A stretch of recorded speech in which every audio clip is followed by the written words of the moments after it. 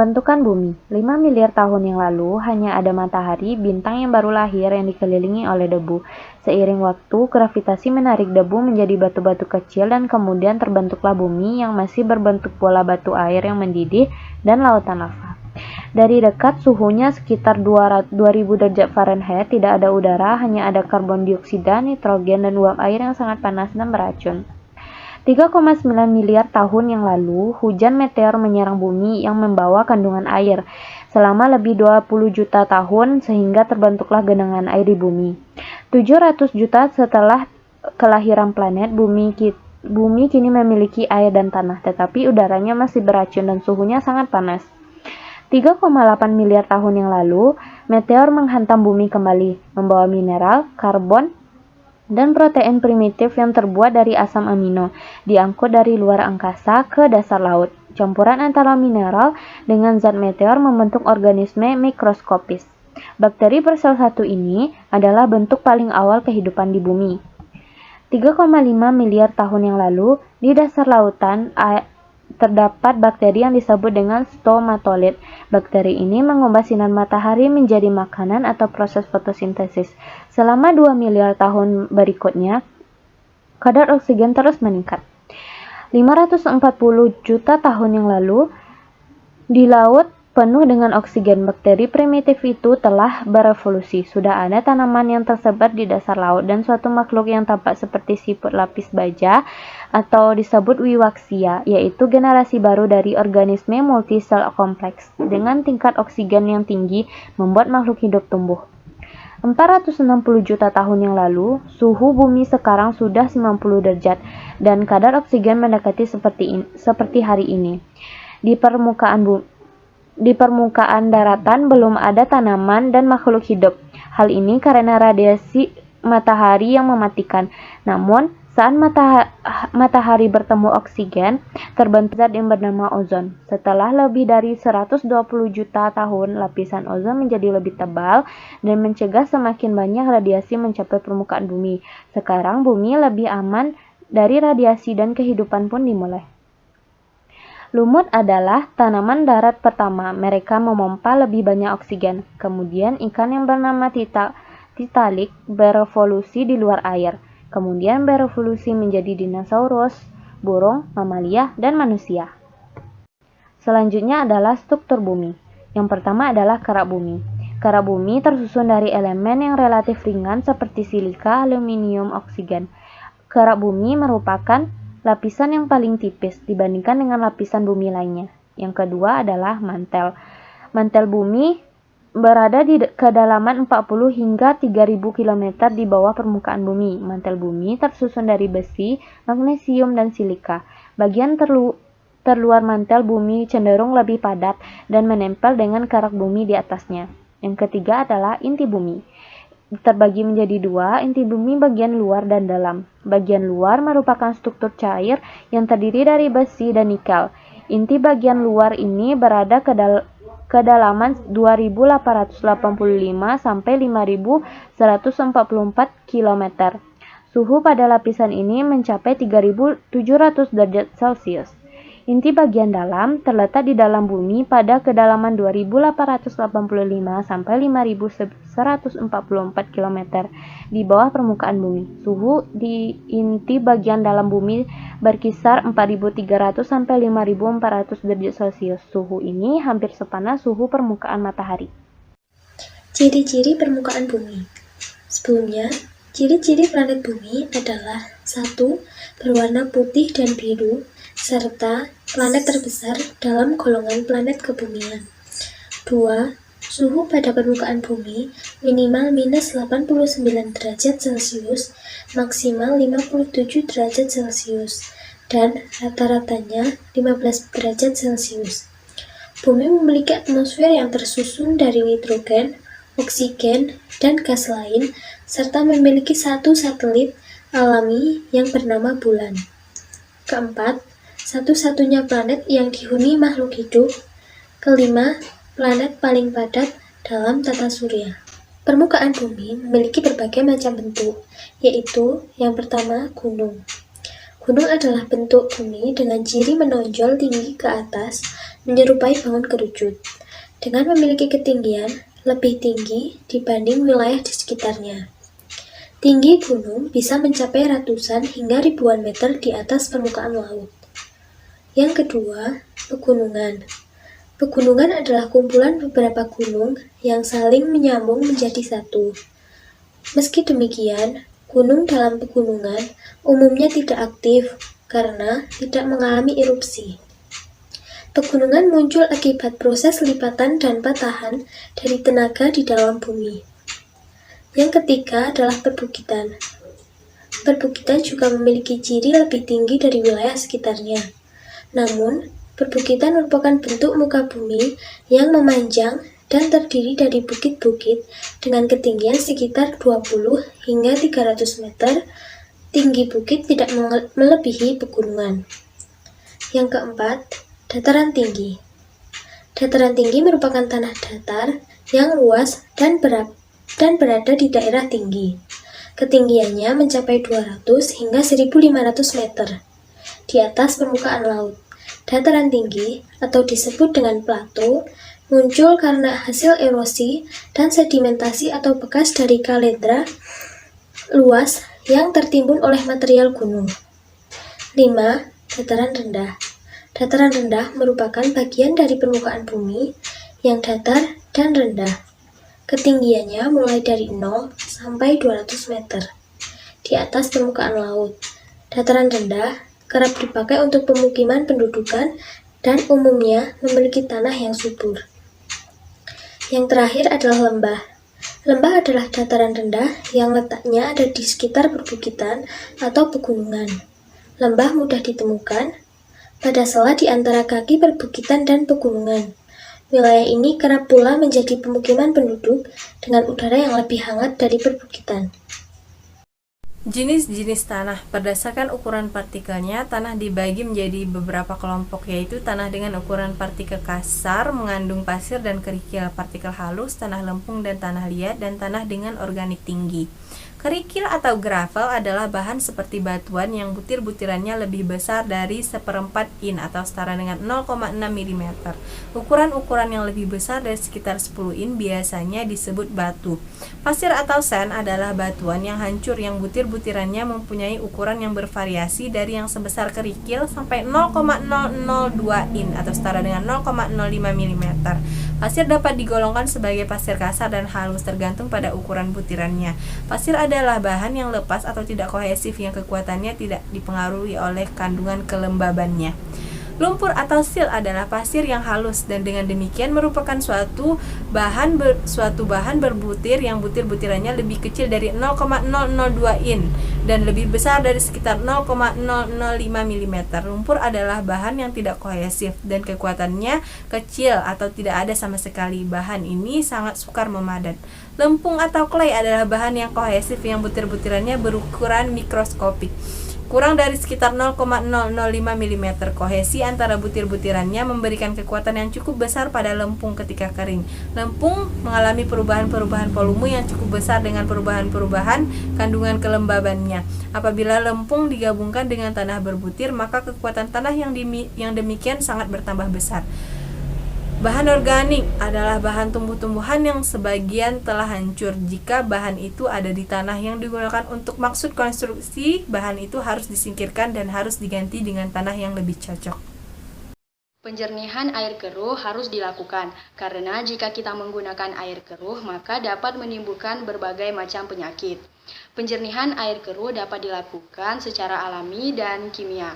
Penjernihan air keruh secara alami merupakan penjernihan air yang menggunakan alat atau bahan dari alam sekitar atau tanpa campuran bahan kimia. Penjernihan air keruh secara alami dapat dilakukan dengan cara yang pertama, merebus air hingga mendidih. Cara ini dinilai mampu membunuh kuman dan bakteri di dalam air tersebut. Yang kedua yaitu dengan cara penjernihan sederhana, yaitu dengan menggunakan batu dan pasir. Setelah itu air yang keruh dituangkan ke dalam bahan tersebut dan menghasilkan air yang jernih. Selanjutnya yaitu penjernihan air secara kimia. Penjernihan air keruh secara kimia merupakan penjernihan air yang menggunakan bahan kimia. Penjernihan air keruh secara kimia dapat dilakukan dengan cara yang pertama, mencampurkan 3 tetes bleach ke dalam 1 liter air dan diaduk rata, kemudian didiamkan selama 30 menit. Yang kedua yaitu dengan mencampurkan sebutir tablet klorin untuk 1 liter air. Didiamkan selama 30 menit hingga 1 jam sampai klorin tersebut bekerja. Yang ketiga yaitu dengan mencampurkan 4 tetes iodin untuk 1 liter air. Didiamkan selama 30 menit. Itulah penjelasan mengenai penjernihan air secara alami dan kimia. Batuan adalah kumpulan atau agregat dari mineral yang sudah dalam keadaan membeku atau keras.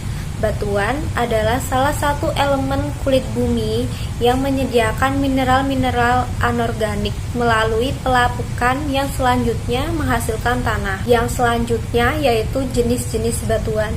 Jenis-jenis batuan diklasifikasikan menjadi 3 jenis, yaitu batuan beku, batuan sedimen, dan batuan metamorf.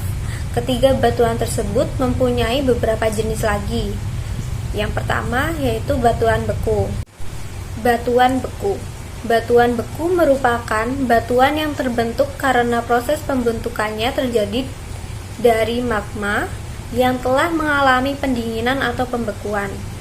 Berdasarkan cara terbentuknya, batuan beku dibagi menjadi 3 macam, yaitu intrusif, ekstrusif, dan hipabisal. Jenis batuan yang kedua yaitu batuan sedimen.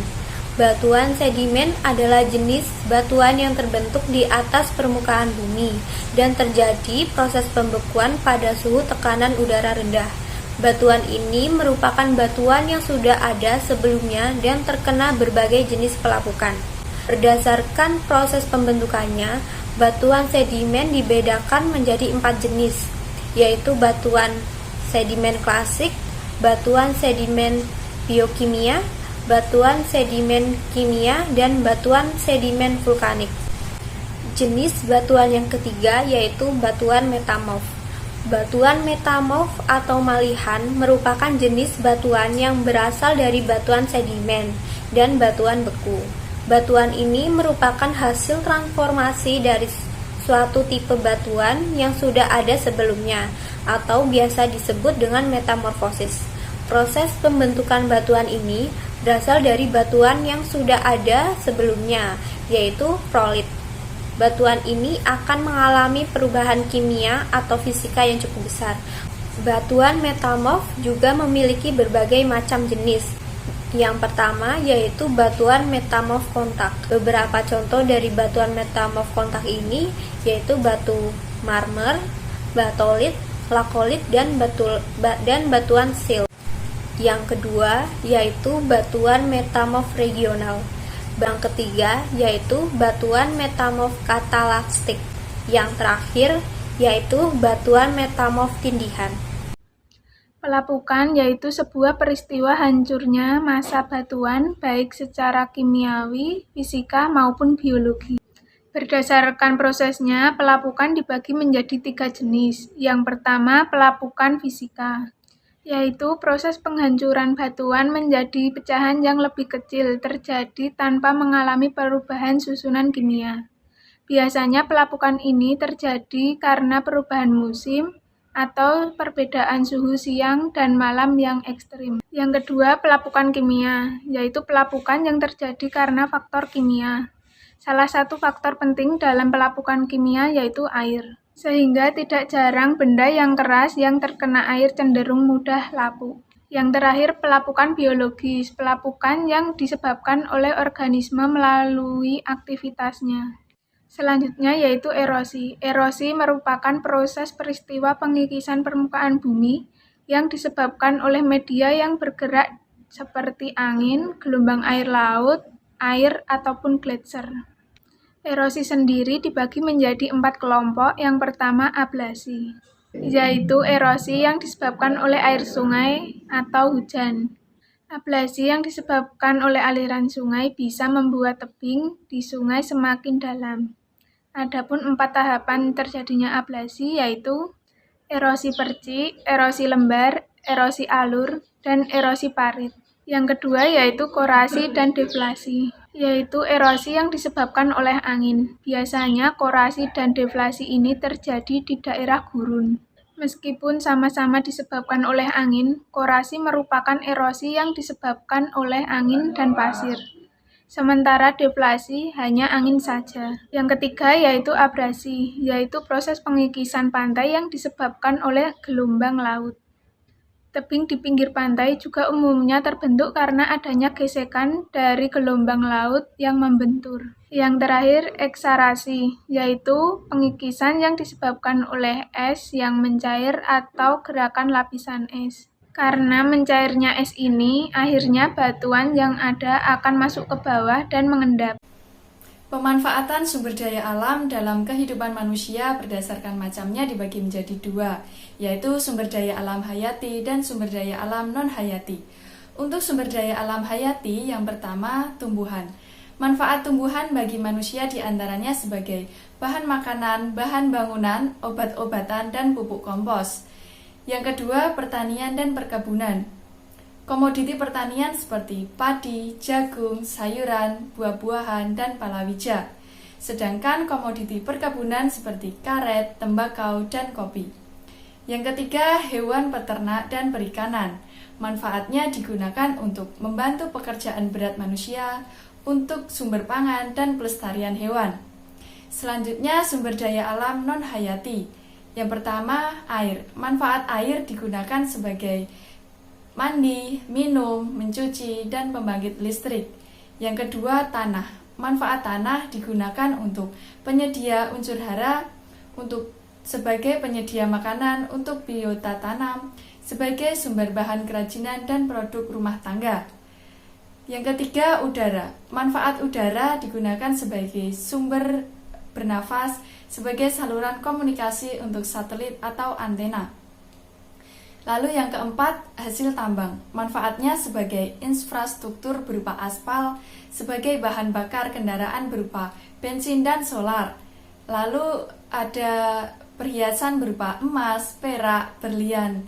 Selanjutnya ada logam lainnya seperti biji besi, marmer, yodium, dan sebagainya. Kegiatan manusia yang dapat mengubah permukaan bumi dan dampaknya. Yang pertama, pemanasan global. Pemanasan global adalah suatu proses meningkatnya suhu rata-rata atmosfer, laut, dan daratan bumi. Kegiatan manusia yang menyebabkan pemanasan global adalah 1. Penebangan hutan atau deforestasi, 2. Emisi gas bahan bakar kendaraan, 3. Limbah industri, 4. Limbah pertanian dan peternakan, 5. Penggunaan listrik, 6. Penggundulan hutan, 7. Penggunaan pendingin ruangan secara berlebihan, 8. Sampah plastik. Dampak dari pemanasan global yaitu yang pertama, kebakaran hutan, 2. Mencairnya es di kutub, 3. Terjadinya wabah penyakit, 4.